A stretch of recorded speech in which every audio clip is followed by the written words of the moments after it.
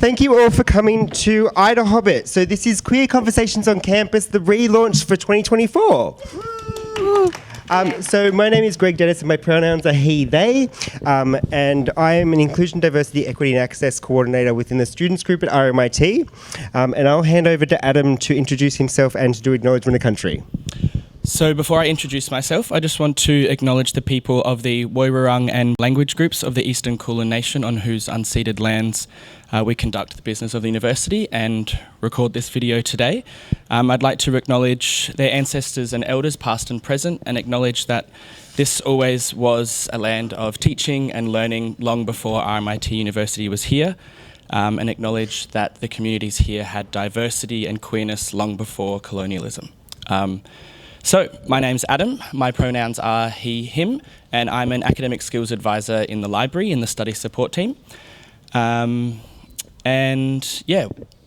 team started Queer Conversations for Pride a couple years ago because the library wanted to try and uplift queer voices a little bit more than we saw that they were being uplifted.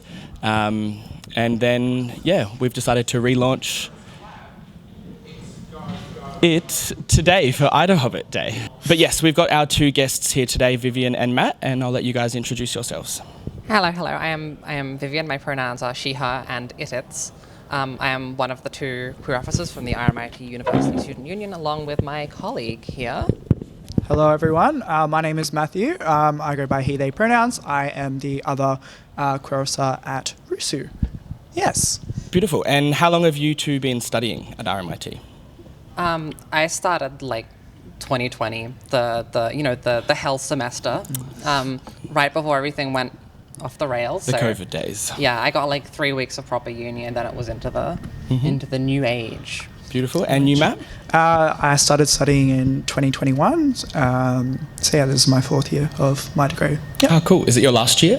No, I have my fifth year. Hopefully it doesn't extend beyond that, but there's always hope that it doesn't, but we'll see. Yeah. And what are you both studying? I'm doing a Bachelor of Mechanical Engineering. And I'm doing a Bachelor of Social Science Psychology and Social Work. And so how did you guys, and I have to stop saying that, I always say that, I'm sorry. How did you both come to choose those degrees? What made you attracted to those degrees and why did you choose to study them?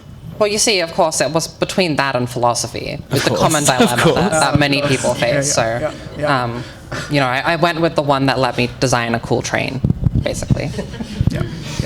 I don't know.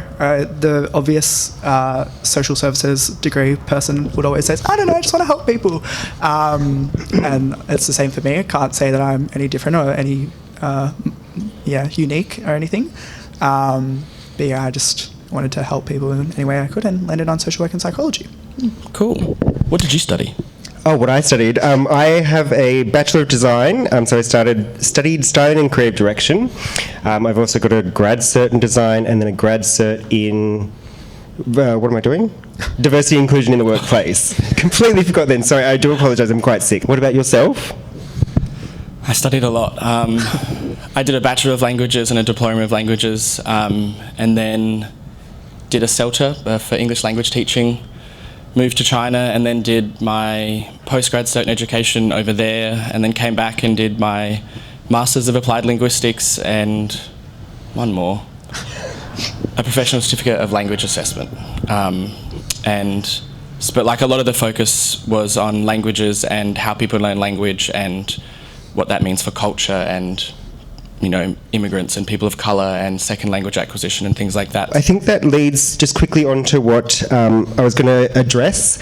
So obviously we're discussing IDAHOBIT because of the roles we are in. So as queer officers and as IDEA officer and then as in the Pride network with the library. But I do want to address the fact that we are all white. So sadly, that is all too a common occurrence within these roles. And throughout the rest of the podcast series, we will have a greater diversity within our panel. And I just want to look at the fact of, with days like IDAHOBIT, do you think there needs to be a shift in focus towards people with intersecting lived experiences? I mean, of course, right? understanding begins with actually, hearing what people have to say. Like, you can't change these communities, because the unfortunate reality with a lot of queer communities is that they are, unsafe and unwelcome for people that are from non-white backgrounds. And, changing that really does start with having people's voices heard, having people in positions where they can actually say, oh, this is what is affecting me and people like me, and like, get your shit together, basically. So, it's good to hear that it's going to be some more diverse voices in the future, but yeah. Matthew speaking. I am dark brown haired, very prominent eyebrows, just for people listening at home, of average height for a male appearing person, definitely 6 foot, yeah. That is definitely true. Yeah. Yes, no, I am Vivienne speaking now. I'm a Caucasian transgender woman. I have sort of dark blonde, dirty blonde hair. I've never been able to quite properly name it. I'm wearing a strawberry shirt, which is a nice button-up shirt. And Adam, I am Caucasian with short-ish brown hair and glasses, not as prominent eyebrows as Matt, and a cream linen shirt with rainbows, butterflies, dice, and other gay-looking things on it. It is one of the most homosexual shirts I've ever seen. It's the most homosexual shirt I've worn to work. It does have frogs on it, can confirm, so yeah, that speaks for itself. Yeah. And this is Greg, so I'm a white male with brown hair, clean shaven today. Unfortunately, I lost my mustache in an accident last night. I'm wearing a blue collared shirt and a grey vest. Yeah, waistcoat. There we go. That's a better word. Vivienne and Matt, how do you identify? We've covered it, kind of. But how do you identify, and how did you come to that journey? I'm a transgender robot girl thing. Hard to explain that one. It's I don't think it would take me a while, so I might not get into it, Matthew. Yeah. You don't need to explain it. It's okay. These things. I'm also bisexual, I think. Yeah. Look, the bicycle is real, Yeah. Of course, not unisexual. I identify as queer, and to me that means both gender and sexuality. Gender, don't ask. Just don't worry about it. That's none of your business. Much like the US military's don't ask, don't tell. Yeah, absolutely. Which was about promoting gender inclusivity, right? Yeah, of course. That's very gender neutral. Love it. Yeah, so that's me. What about you guys? I'm the same, so queer in gender and sexuality. Gender is just one of those things of I don't really prescribe to anything. I've always just been Greg, and that's that. And sexuality, it's just who knows who you're going to fall in love with or be attracted to. So, yeah. Well, I feel bad now saying I do prescribe to just I'm he, him, and gay. So. That's fine. Okay, that's fine. Yeah. And so as RUSU's 2 queer officers for this year, what made you want to be the queer officers? Well, first and foremost, I really wanted to add being a professional homosexual to my resume. But seriously, I didn't really have a huge amount of connection to the sort of queer community, and finding the queer community here at RMIT, which was online at the time during COVID lockdown, was really when I started, having a group of people that I could, be myself around, and I really found that was like a great thing for me, and I wanted to do something to give back to that community, and just running events and doing things like this is good fun. I can definitely agree with that.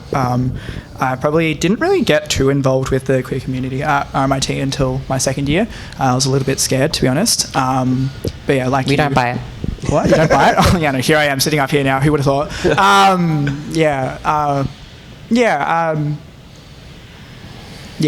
Like you, I just really felt quite loved and quite safe in the community, and wanted to give back to the community that made me feel that way. But yeah, what about you guys? How'd you get into your roles? That's cute. So as I said, I retrained a little while ago, and I ended up working as a D&I person at the agency I was at. So can you please say the full role of your... Dana. Oh no, name hell, of your that was the previous next role. one. Okay. So Oh, from yes. that, I moved into RMIT, but in a research centre, and so I was the Inclusion, Diversity, Equity and Access Officer for the Australian Research Council's Centre of Excellence in Transformative Meta-Optical Systems. Yeah. So that one took about 3 months to learn how to say it properly. But yeah, so that was a really lovely role. It was across 5 different universities, so ANU, UTS, UWA, UniMelb and RMIT. Did I get them all? Yep. And so that was lovely. So I was there for about 2 years, and then I've moved into Central RMIT and the Students Group, which has been amazing because I've got to work with these lovely people. Well, I think my only connection to that kind of world at RMIT is just with the Pride group in the library. I think in my first year, I don't know if I contributed or did anything with the Pride group, because I started in my role in 2021 when everything was still online. It might have been 2022. I think it was 2022 when everything was online, and so it was kind of hard to connect with, I suppose, anyone in my normal team as it was, let alone meet new teams in the library and take part in new groups and things like that. And then I don't really know how I got into the Pride stuff in the library. They saw you go and they're like, you. I think I think I actually hosted an online trivia thing for the library in my first few months, and then someone was probably just like, "You're gay." And And gays and trivia is just like hand in hand. I think it might have been Frank who reached out. Yeah, I don't think he needed to do a call out. I think he thought he's gay, he can do something. It was just a direct email to you, and no one else. No one else. Yes. But I'm very lucky because my boss, Anna, is really happy for me to spend a lot of time, or as much time as I can, doing gay stuff. I don't know, what else do you say? Like, I will say the library is possibly one of the best departments within an RMIT for support around diversity and inclusion. It's like just constantly championing a lot, so kudos to the library. Okay, so I guess next one I'll just throw out to anybody, or all of us. What does queer mean to you? Either being or just the word, however you want to interpret that. I feel like there's a lot of effort to kind of define what being queer is, to pick, these are the groups that are queer, and this is what constitute those groups, and, here's the what's queer, and this is not queer, and I feel like a lot of the time that trying to define it and be like, oh, this is what queer is, can be a bit, counterproductive, in a way it ends up limiting what queer can be, because I think one of the most important things about queer as an identity is that it's a fundamentally ever-shifting, ever-changing, ever-growing identity that, by its nature, grows to encompass new frontiers, new paths, and new groups and identities, and trying to limit and define what queer is really doesn't do it justice. So it goes against, define queer goes against being queer. Yeah. Like, ultimately, queer is mostly vibe and a community, right? Like, you kind of know queer when you see it, because it's this vibe. But like a queer community has just a certain je ne sais quoi,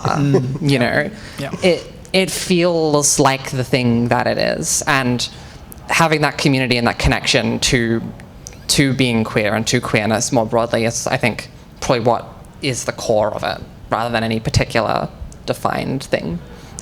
I think that's the best way to sum it up. I mean, it's sort of like neurospicy people, how we sort of congregate together. If it's queerness, just sort of dragged. What's the word?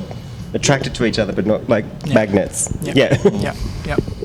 Comparatively, I will define it. No, I think it's any deviation, air quotes, deviation from the norm to me. Like I said before, I think queer encompasses both gender and sexuality for me. I think, not to toot my own horn, but I think that's a pretty good definition of it. You summed it up pretty well, Vivienne. I think it is the vibe. It's the vibe of the thing, to quote the castle. But yeah. No, I like that. I don't know if there's much more to add, but I mean, I think a lot of it, it changes, and it's hard to define, probably because, historically we were always put in a box, and whether they wanted us to be like, when I say they, straight people, but we were always told to be a certain way or act a certain way, and so I think then part of that vibe is just the rebellion. We're not going to be what the world wants us to be, so we'll be whatever we want, and you can't really define whatever. Which is kind of what it means to me, is just doing whatever I want against the world and against what the world thinks I should do or be. Yeah. Cool. Which ends up being, about sexuality and things like that. But yeah, IDAHOBIT is one of those things that a lot of people say can be seen as a token gesture. What do you think?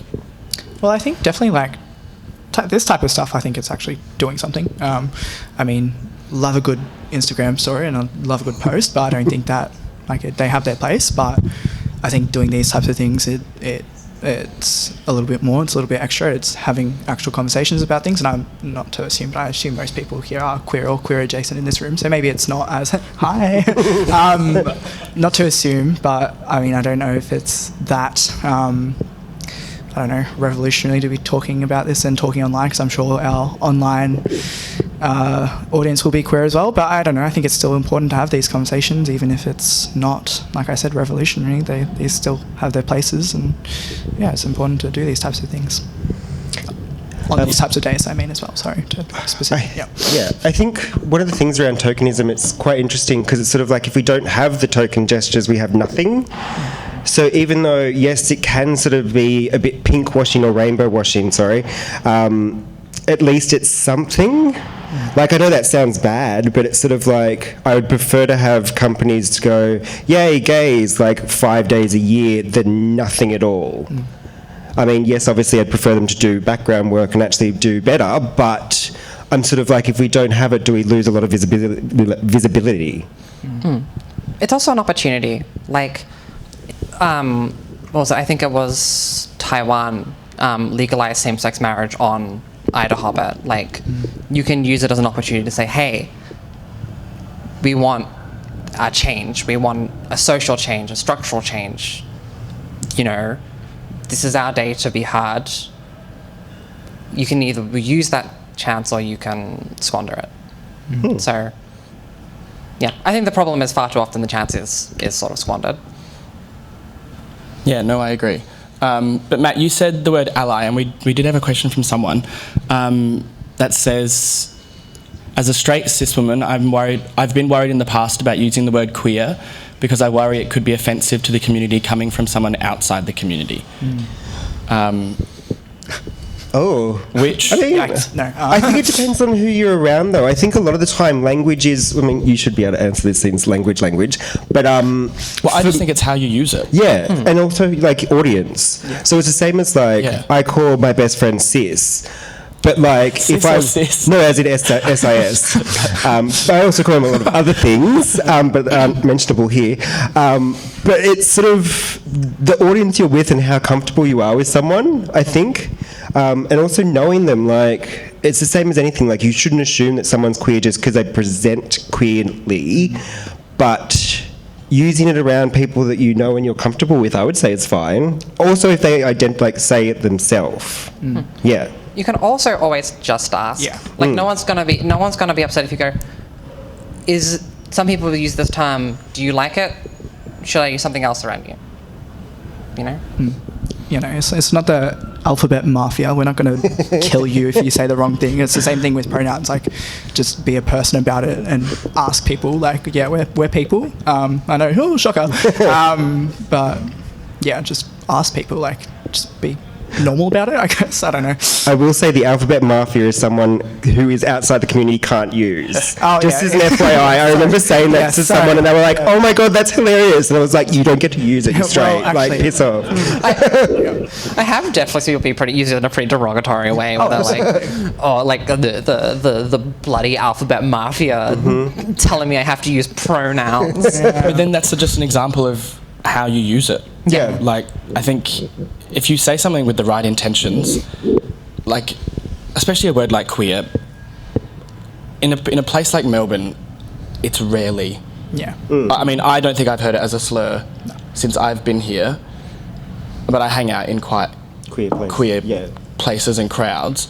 I've been called a poofter on the street here, but like, I think poofter is always, trigger warning, sorry. Like that's a word that's always used as a slur. Yeah. And I was saying to Jess, like when I was walking to work today, trigger warning again, like I was standing in front of a bunch of builders and they were just like, oh, faggot. And I was like, oh, cool, hi. Whoa. Great one for today, right? I've had that one a lot, and I love blowing up. Like this old man in Woolworths, South Yarra once had a go at me. Clearly doesn't know where he is. That's what I said. South Yarra. He called me a faggot in Woolworths, South Yarra, and I looked at him and I was like, do you know what building you're in? Like, this is the gayest apartment building in Melbourne, and there's only gay people around in this supermarket. And then his wife started having a go at me, and it was this whole thing, and then I got him kicked out. No more Woolworths. No. He's no longer getting his Woolworths. I left South Yarra. Now I live in Fitzroy as well, because it's a little more queer and fun. But so I guess that does just go to show days like these do still need to happen. And it is sort of, we're 2024 and it's sort of, that hasn't happened in quite a while, so it was quite interesting. I was wearing my blue shiny coat, but still, I think that's why, having days like IDAHOBIT is important. I brought that back around to the question, right? How have we all managed/dealt with internalized bigotry, either internalized homophobia, biphobia, transphobia, etc.? Jesus. Just a soft question for everybody. Good question. I'll go first if you like. I'll put my microphone for this one. So growing up in the 90s and in country New South Wales, there's a lot of I think one of the biggest things that I still sort of struggle with is the fact that we were taught that we were, one, just going to die, which was horrible, and die alone was the rhetoric. But it's just that everything was dirty. And then it sort of became, oh, it's fine, but just don't talk about it. So it's this sort of the continued, what's the word I'm looking for? Just, shame and unease, I guess. It's still there, and it's like I talked to my therapist about it because it's great. And it's just super weird that it's still in there because it's what was on the news. It was what was in every single story. If you watch Disclosure, it sort of sums up the trans narrative that people sell, but it's also that's what happened with gays. It was rough, and it still is. I remember when I moved to the UK, this might be a bit graphic, but anyway, people had a lot of unprotected sex in the UK, and that baffled me because AIDS was so drummed into me as a kid that it's literally everybody at school was like, oh, do you have safe sex? And I'm like, yeah, I do. Do you? And they're like, oh, I'm on the pill. I'm like, that stops one thing. But it's that common thought that just because you're gay, you would get STIs, STDs, AIDS, etc. And it was just... and the whole not being able to give blood is still happening, and that was horrible. We did a blood drive at school, and I got turned away at the age of 17. So it's stuff messes you up still. For me, I would say, I think I still struggle, not necessarily with internalized homophobia and all the obias, I suppose, but definitely an aspect of that safety. I think all queer people can relate to this. There's always an element of, am I safe in this environment? Am I safe in just anywhere I am? And I think that's something that I always struggle with, is do I feel safe even within myself to be myself, type of thing.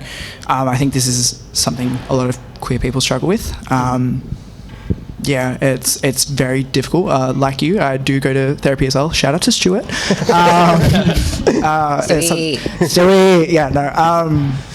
I think definitely trying to feel safe within yourself and trying to, regardless of the consequences, do what you want to do and be what you want to be.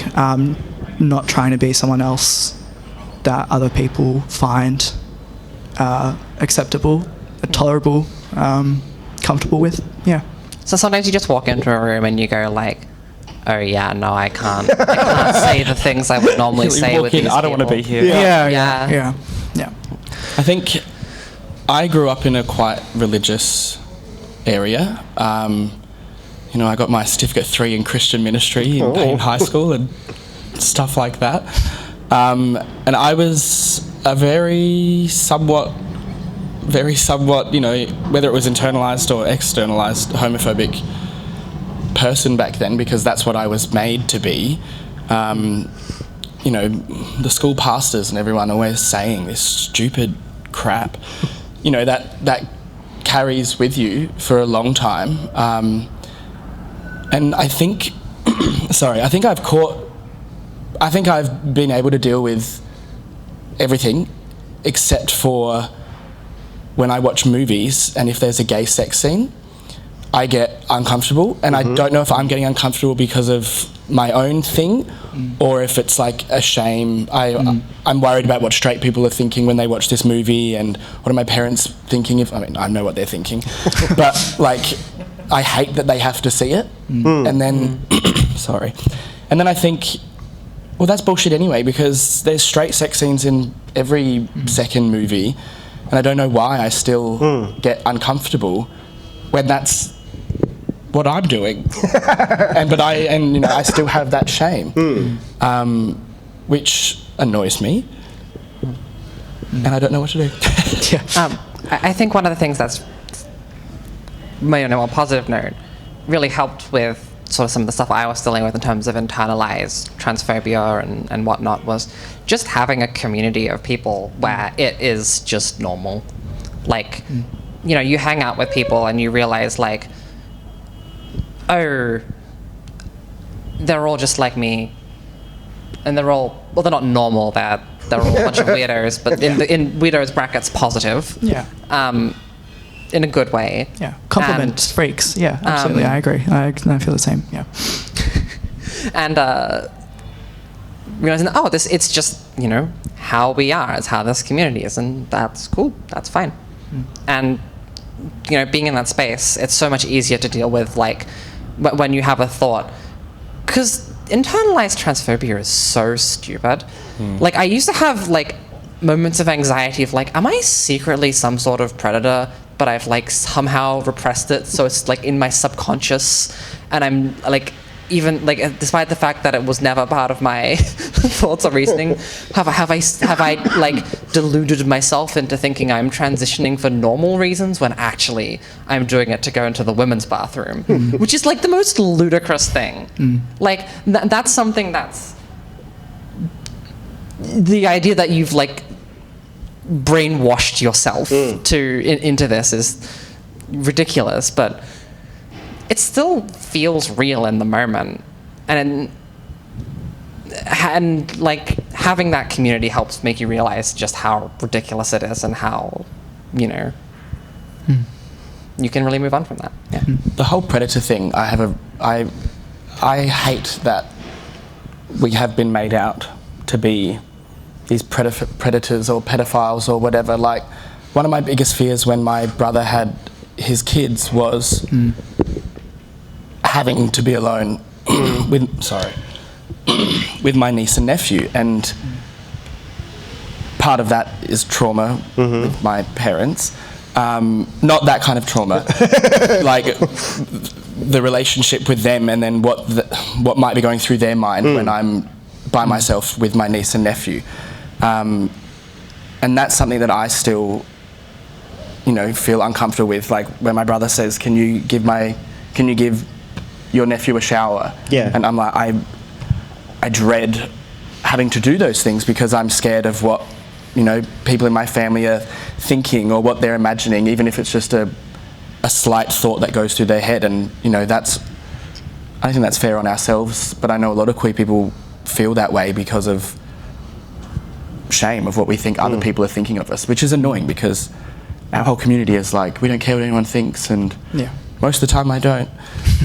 But it is terrible how society has drummed so much into us Do you know what I mean? Like, all this information, like, all of what this learning is just what's been fed to us. Yeah. Like, you don't wake up one day and be like, oh, no, I better not be around children. Right? When statistically speaking, it's not us that's doing the things. Which is another conversation. Yeah.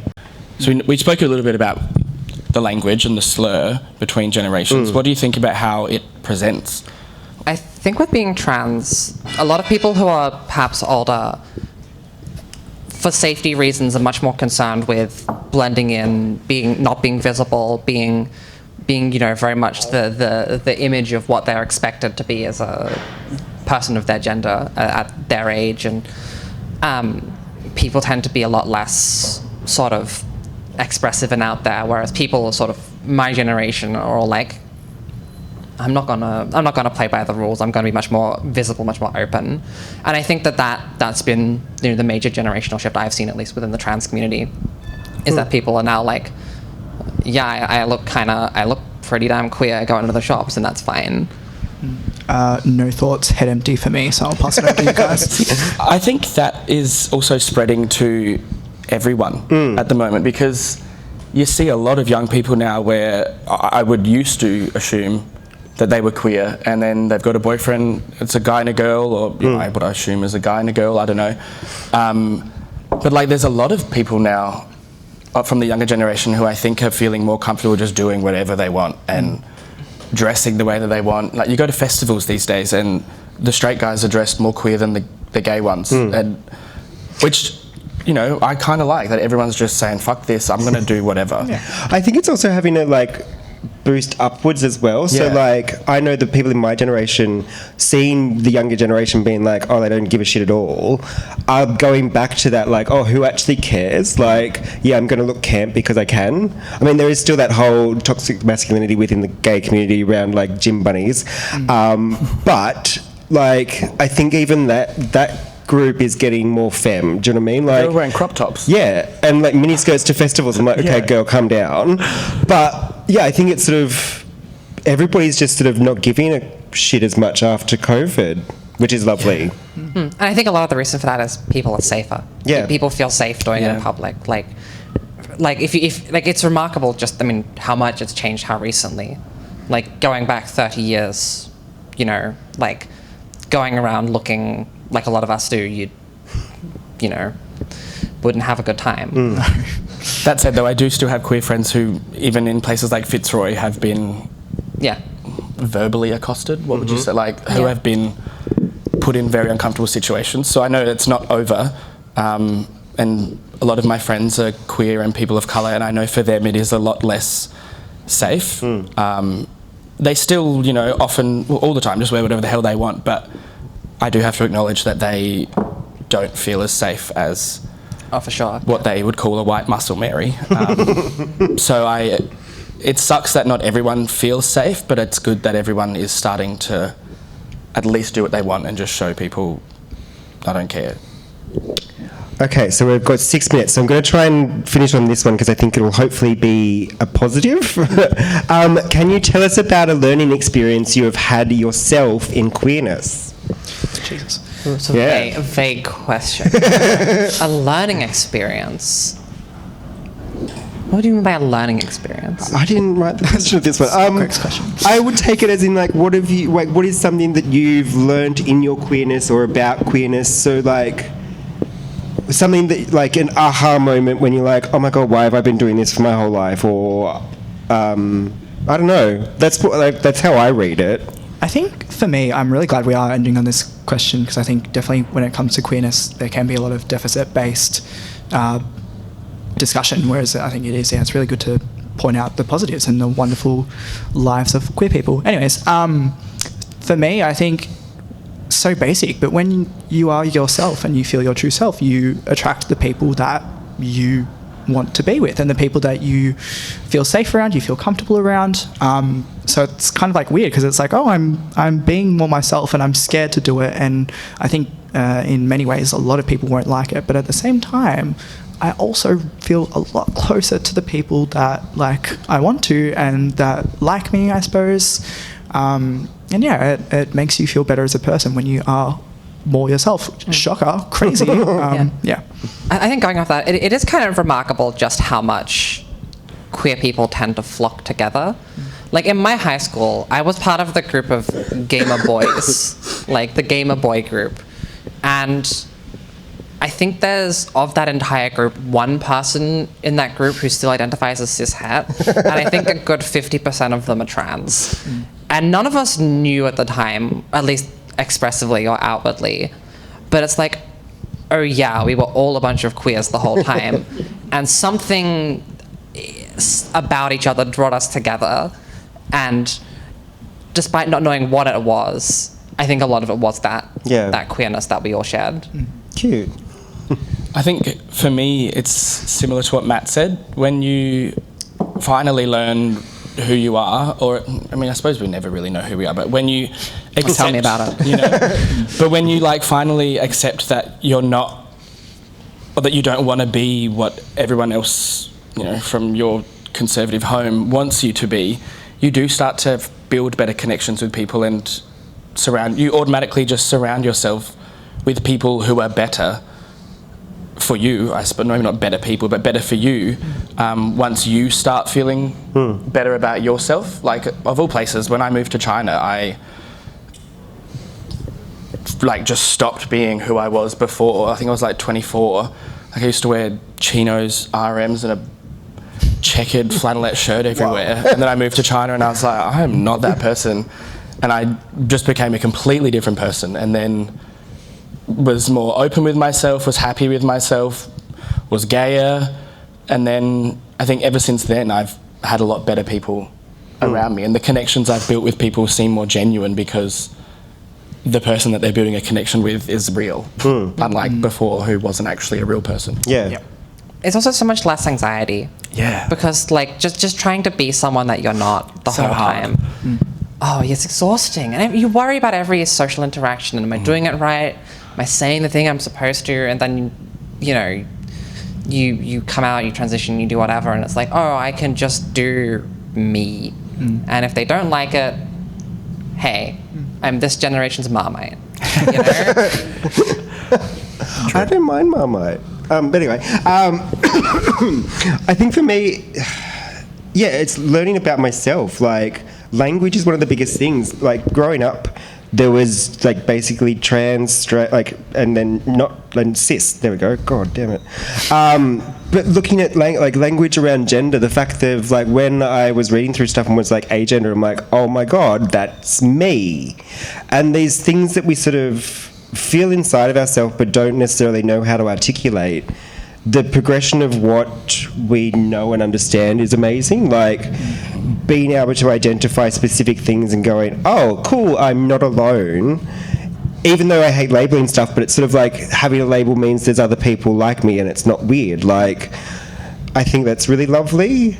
Like, having a commonality, which is weird, but like having a commonality with people because of who you are is really nice. Yeah. We'll say thank you to the Equity and Inclusion Group, RUSU and the RUSU Queer Officers. And thank you to the library. I want to say thank you to allies as well, because I think we need to bring allies into the conversation more. And thank you to the RMIT queer community.